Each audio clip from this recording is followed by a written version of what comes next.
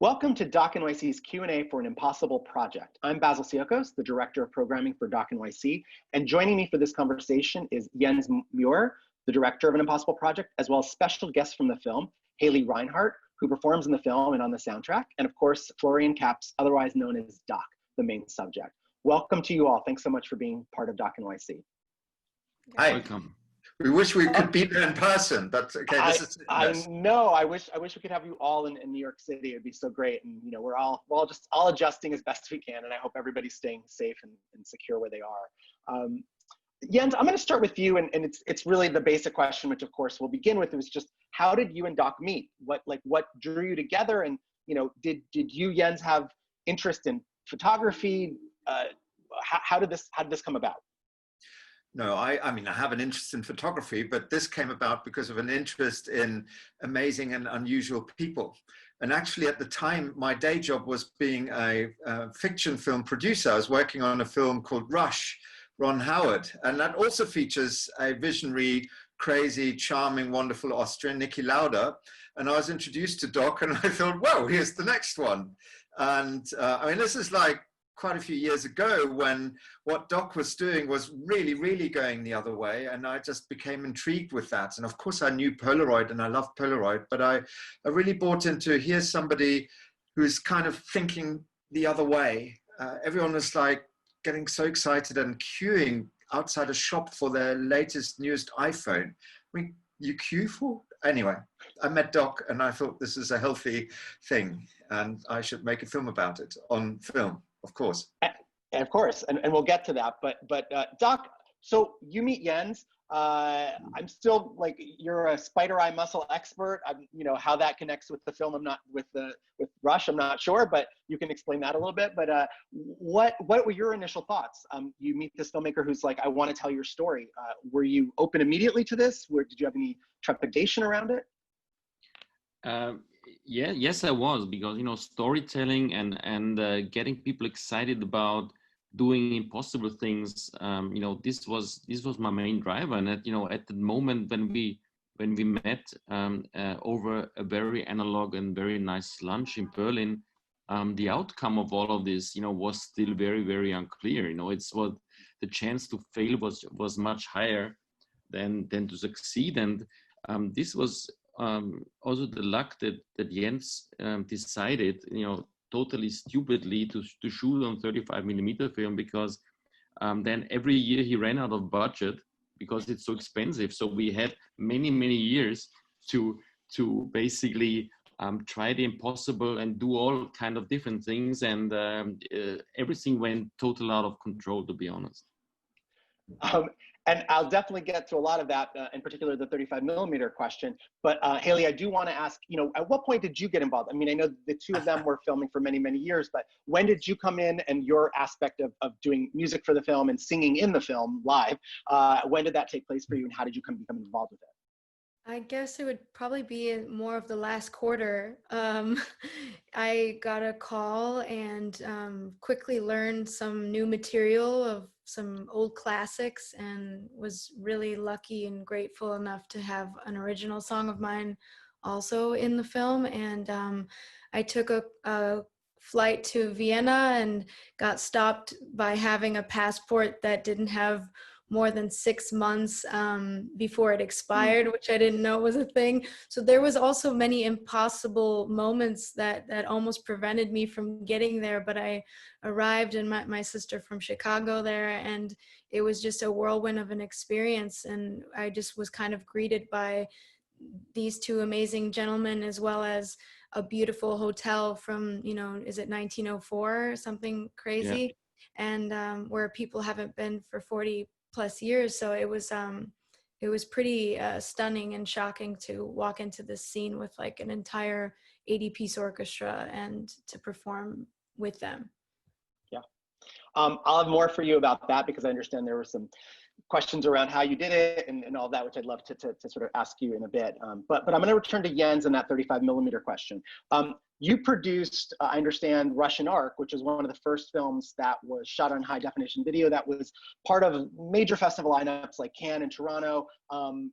This film is 35mm. We don't see that a lot these days. Was it challenging for you to go back to 35, just in the sense of workflow and having to be very deliberate about what you're going to shoot instead of just shooting everything and just kind of figuring it out later?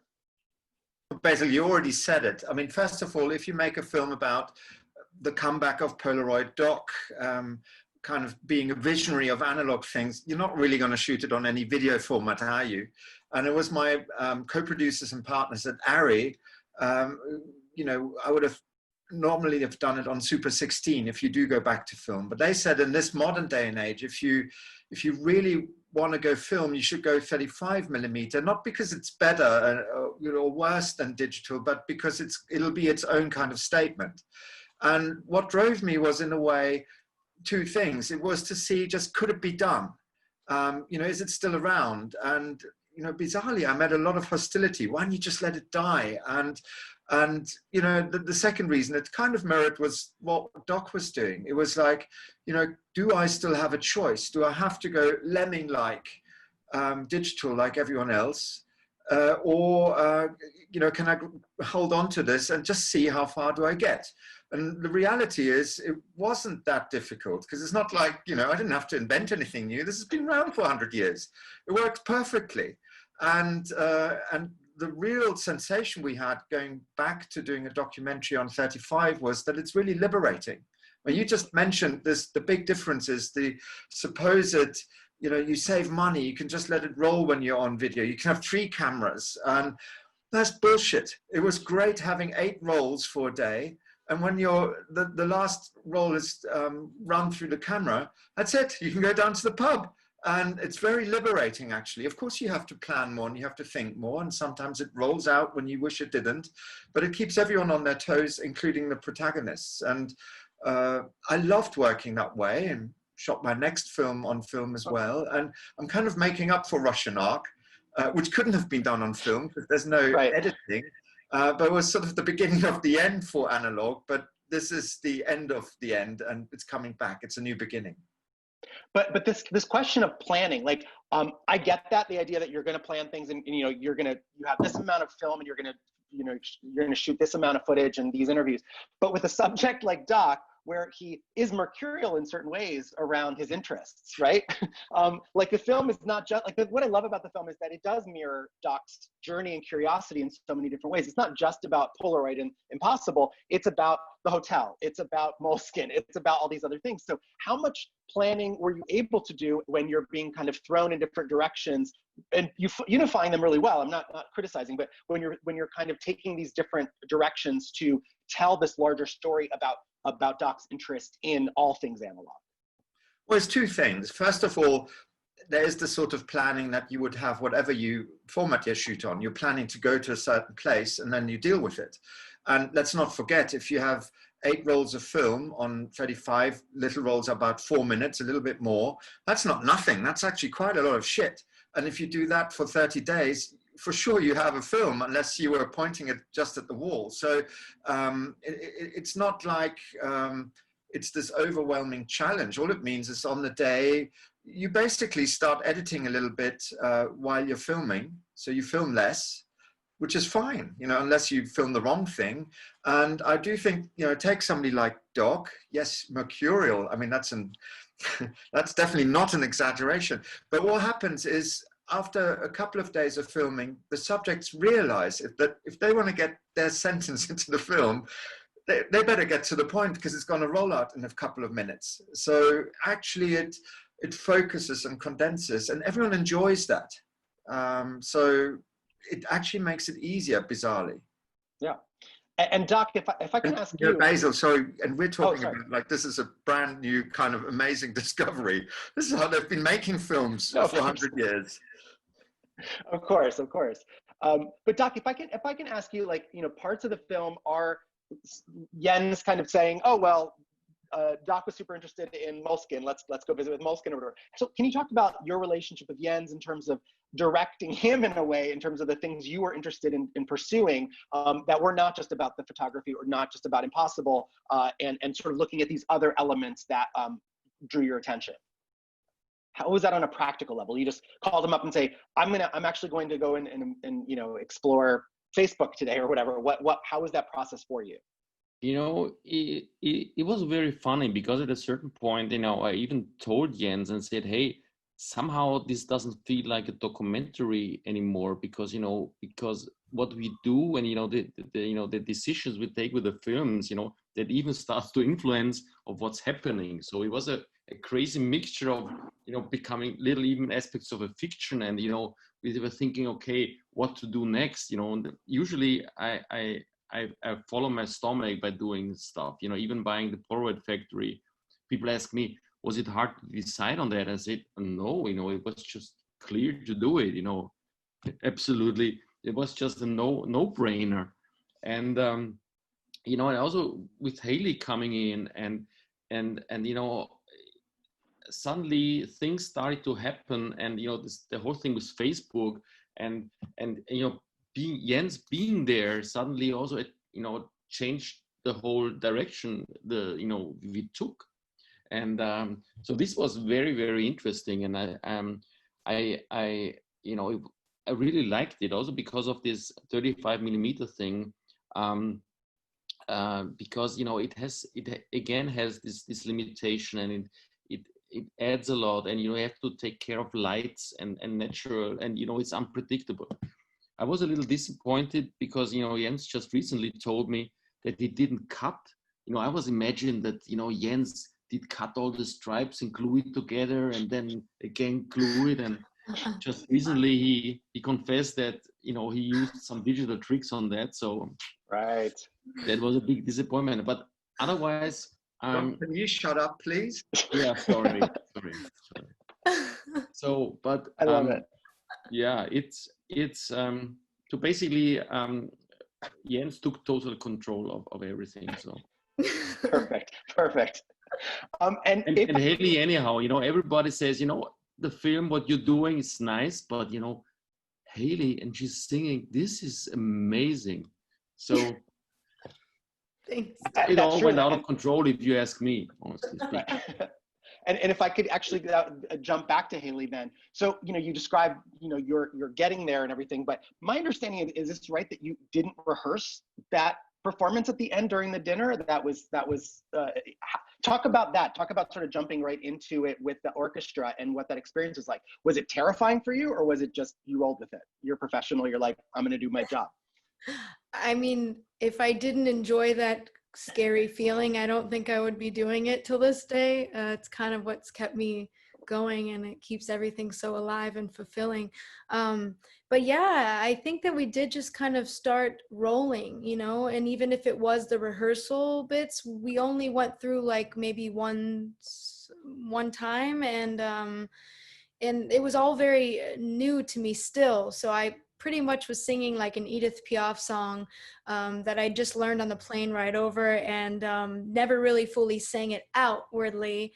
And yeah, it's you know, this puzzle piece that Doc has mentioned, like all these things just came together, and I'm really, you know, grateful again to have been that kind of one of those last pieces to fit into it. And also, I wanted to mention it was really neat to be a part of the discussion around the dinner table afterwards, which I didn't imagine or even know was happening, or I was going to have that invitation to join in. So it was a really special, you know, kind of diverse night for me. And it was neat to hear everybody speak and get to kind of chime in a bit from an artist standpoint and what that feels like, you know, the balance between digital and analog.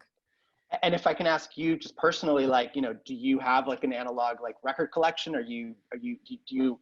Do you embrace analog in some way in your own life as a professional musician? Yes, I have a bunch of analog, like a 35 millimeter camera, a Polaroid, like all kinds of cameras. I have a vinyl player. I have a whole sideboard with all of the different, you know, a huge vinyl collection. And I think when I first spoke to Jens on a call like this, he was not only surprised, but almost in disbelief that I had kind of fit the bill in more ways than one. This is just the way I live my life. And I try to, I really put work into actual albums, releasing albums, and, making sure that people don't forget about how the beauty of analog and how much we need it in our daily lives to, keep that kind of tangible nature to us all. And that kind of brings me to, oh, sorry, go ahead, Jens. Yeah, I just want to add, actually, Haley, I wasn't even that surprised, but basically we got to say, Haley and I met, as it should be, over the internet a week before the end of the film was shot. And I'd come across, there are lots and lots of clips of Haley singing. And my inkling was that you had this thing, let's call it for analog, for singing live. And so, a week before I picked up the phone and said to you, we'd never met or anything, we're going to do this thing in a hotel. It's a dinner and a big jazz orchestra, and we need a singer. Do you want to come over? And I don't know, it was just karma. I could tell that you're going to hit that one out of the ballpark, Haley, with totally live. And the performance was cut to vinyl as we're filming it for the film and for the audience, the people who are guests at that dinner. And that's how Doc set it all up, and we just filmed it. And I think it's just amazing how that came together, but it kind of proves the same point as why do you shoot on film? It's that maybe that extra bit of adrenaline, and it's happy making. Yeah. I have a question. The way that, other than shooting on 35, Jens, were there other direct sort of influences on your approach because of the kind of project you're making in terms of analog? I wonder specifically about the narration, because that, it's not analog per se, but it has the kind of familiar kind of retro feel to it in a way, like it's comforting feel to have the story told to us in that manner. And was that a deliberate choice based on the kind of project that this was? Well, deliberate with a small d, if I'm honest. But yeah, look, the whole film isn't how you're meant to be making documentaries. The tone isn't like it. You're not meant to have a scene like the one at the end, and there's stuff thrown in that maybe most people don't even notice, that it's entirely candlelit, just to see whether it could be done, and it was the right place to do it in. For me, a big influence, which has nothing to do with narration or not, is Jacques Tati. And I think when I realized that Doc is often wearing this Polaroid jacket, I suddenly was thinking, bloody, that's Monsieur Hulot, but except it's for real, and it's not 1967, it's 2017. So I think to also engage with the modern world with the sense of humor and a certain warmth kind of seemed to fit in these times. And I would actually not call it retro. I think that's really futuro, if you ask me. Aha, yes. It works. It definitely works, and I really appreciate that for sure. We are needing to wrap up at this point, but I want to thank you all so much for being part of this conversation and for bringing the film to Doc NYC. Thank you so much for taking the time. You're welcome. Thank you.